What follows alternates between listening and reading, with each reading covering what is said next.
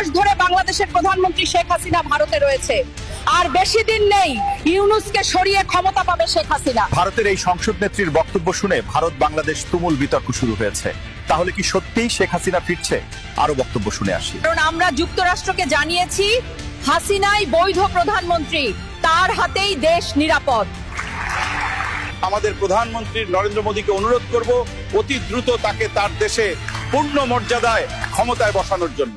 ভারতের সংসদে এবার বাংলাদেশের প্রধানমন্ত্রী শেখ হাসিনাকে নিয়ে বিস্ফোরক মন্তব্য করেছেন ভারতের সংসদীয় নেতা নেত্রীরা। তারা তাদের বক্তব্যে বলছেন শেখ হাসিনা খুব দ্রুতই বাংলাদেশে ফিরে আসবে এবং শেখ হাসিনা তার ক্ষমতা পুনরায় ফিরে পাবে। কিন্তু দর্শক, কিভাবে জানাবো আপনাদেরকে, তাই ভিডিওটি সম্পূর্ণ দেখতে থাকুন। হ্যাঁ দর্শক, আপনি ঠিকই শুনছেন, বিভিন্ন সংবাদ মাধ্যমে উঠে এসেছে এমন খবর, ক্ষমতাচ্যুত প্রধানমন্ত্রী শেখ হাসিনা আবার নতুন রূপে, ভয়ঙ্কর রূপে ফিরতে চলেছেন। দেশে দুর্নীতি, চাঁদাবাজি, জননিরাপত্তা সহ নারী ধর্ষণের মতো এরকম সহিংসতা ঘটনার কারণে সাধারণ জনগণ আজ সবাই বলছে শেখ হাসিনা আমলেই আমরা ভালো ছিলাম, শেখ হাসিনাই দেশের একজন উপযুক্ত প্রধানমন্ত্রী ছিলেন। গরিব মানুষকে আপনারা পথের ভিখারি বানিয়ে দিবেন। বর্তমান বাংলাদেশের মানুষ কোন দিকে শান্তি নাই। আওয়ামী লীগের সময় ভালো ছিল, আমি এখন ভালো নাই। ছাত্র নামে কিছু কুলান্ডার বাংলাদেশে অস্থিতিশীল করবেন। তাই তো ভারতের সংসদেও আজ এই ধরনের কথা চলছে যে শেখ হাসিনাও ফিরতে চলেছেন খুব শীঘ্রই।